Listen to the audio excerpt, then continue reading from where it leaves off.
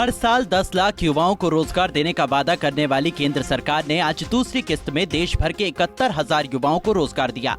तो वहीं गुरुग्राम के सोहना के बीएसएफ भौंडसी कैंप में भी रोजगार मेले का आयोजन किया गया, जहां कार्यक्रम में केंद्रीय कैबिनेट मंत्री अनुराग ठाकुर बतौर मुख्य अतिथि शामिल हुए और अपने हाथों से 264 युवाओं को ज्वाइनिंग और ऑफर लेटर दिया। इस मौके पर केंद्रीय मंत्री अनुराग ठाकुर ने जहां युवाओं का मनोबल बढ़ाया, तो वहीं अपनी नौकरी के साथ साथ देश की सेवा के लिए हमेशा तत्पर रहने का विश्वास भी युवाओं में जगाया। प्रधानमंत्री मोदी जी ने भारत सरकार के माध्यम से विभिन्न मंत्रालयों द्वारा, डिपार्टमेंट्स द्वारा 10 लाख सरकारी नौकरियां 1 वर्ष के अंदर देने का जो संकल्प लिया है, पिछले महीने 75,226 लोगों को रोजगार मिला, तो आज भी 71,000 से ज़्यादा युवाओं को सरकारी नौकरियां देने का काम किया। ये अपने आप में एक बड़ी पहल है। शायद ही देश ने आज से पहले कभी इस तरह के कार्यक्रम देखे हों जहां हज़ारों लोगों को नियुक्ति पत्र दिए गए हों। आज बीएसएफ के औंसी के इस ग्राउंड में अगर आप देखेंगे, बच्चों के चेहरे पर एक नया उत्साह था, जोश था, उमंग थी और देश के लिए अपनी सेवाएं देने के लिए वो ललायत थे।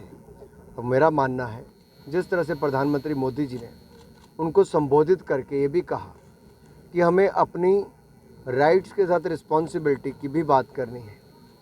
नहीं तो लोग अपनी राइट्स की बात करते हैं, जिम्मेदारियों की बात नहीं करते। तो सरकारी नौकरी में जिम्मेदारी के साथ देश को आगे बढ़ाना भी है।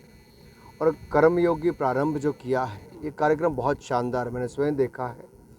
और प्रधानमंत्री ने एक दूसरी बात ये कही कि जीवन भर सीखने की हमें आदत रखनी चाहिए, अंदर के स्टूडेंट को मरने नहीं देना है। तो बहुत बड़ी बात कही कि टेक्नोलॉजी का उपयोग हो या एक स्टूडेंट को नहीं ख़त्म होने देना, सीखते रहना है।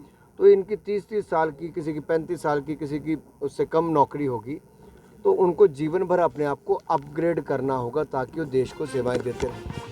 वहीं केंद्रीय मंत्री अनुराग ठाकुर ने कहा कि टेक्नोलॉजी में लगातार परिवर्तन हो रहा है, तो आप खुद में भी समय के साथ बदलाव लाएं। साथ ही देश के प्रति प्रतिबद्धता जाहिर करें, केवल परिवार के लिए नहीं, देश को अपनी सेवाएं दें।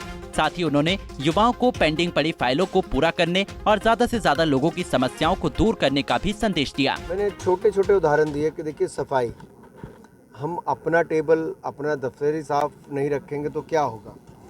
और मैं जब काम करता देखता था, जब स्टॉक पड़ा रहता था तो सर्कुलेशन में नहीं आता था।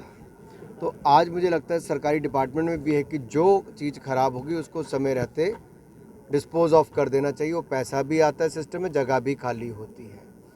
तो ये हर जगह पे देखने को मिला। एक तो दूसरा, टेक्नोलॉजी, ये लगातार निरंतर इसमें अपग्रेडेशन होती जा रही है। आपको अपने आप को उस तरह से अपग्रेड करना है।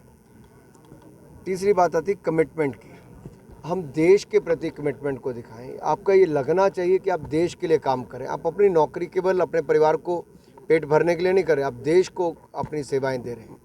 तो मेरा मानना है, इन युवाओं में से बहुत सबसे कुछ लोगों से मैं चलते चलते बात की, उनमें एक जोश था कुछ कर दिखाने का। मैं आशा करता हूँ अगले कई दशकों तक जब वो काम करेंगे तो जोश बरकरार रहेगा देश की सेवा। वहीं अनुराग ठाकुर ने मीडिया से बातचीत करते हुए विपक्ष के उस बयान को भी आड़े हाथों लिया और कहा, जिसमें विपक्ष सरकार पर बेरोजगारी बढ़ाने का आरोप लगाती थी। अनुराग ठाकुर ने कहा कि अब विपक्ष खुद रोजगार ढूंढने को मजबूर हो गया है। विपक्ष के लोग स्वयं अपने लिए रोजगार भी ढूंढते फिर रहे हैं। एक के बाद दूसरे चुनाव में बड़ी बड़ी घोषणाएं करते हैं, बड़ी बड़ी बातें करते हैं, लेकिन जनता उनका चेहरा 60 वर्षों तक देखा है जी। और जनता ने जिनको 60 साल तक ये देखा कि गरीबी हटाओ के नारे तो लगाते थे, गरीबी हटती नहीं, गरीब ज़्यादा होते थे। लेकिन मोदी जी के 8 वर्ष के साल में देश भर में गरीबी रेखा से बहुत सारे लोग बाहर आए, रिकॉर्ड बाहर आए। और ये हम नहीं, वर्ल्ड बैंक, IMF, सब दुनिया भर की एजेंसीज ने कहा। अनुराग ठाकुर ने हिमाचल और गुजरात चुनाव पर बोलते हुए कहा कि इन दोनों राज्यों में बीजेपी की जीत होगी। हालांकि ये तो वक्त ही बताएगा कि हिमाचल और गुजरात में बीजेपी जीत दर्ज करके दोबारा सत्ता में काबिज होगी या फिर दूसरी पार्टी बाजी मारेगी। सोहना से सतीश कुमार राघव, पंजाब केसरी टीवी। हमसे जुड़े रहने के लिए हमारे YouTube चैनल को सब्सक्राइब करें और नई वीडियो की नोटिफिकेशन के लिए बेल आइकॉन को दबाएं। अगर आप ये वीडियो Facebook पर देख रहे हैं तो लाइक जरूर करें और ज्यादा से ज्यादा शेयर करें। धन्यवाद। हमसे जुड़े रहने के लिए हमारे YouTube चैनल को सब्सक्राइब करें और नई वीडियो की नोटिफिकेशन के लिए बेल आइकॉन को दबाएं। अगर आप ये वीडियो Facebook पर देख रहे हैं तो लाइक जरूर करें और ज्यादा से ज्यादा शेयर करें। धन्यवाद।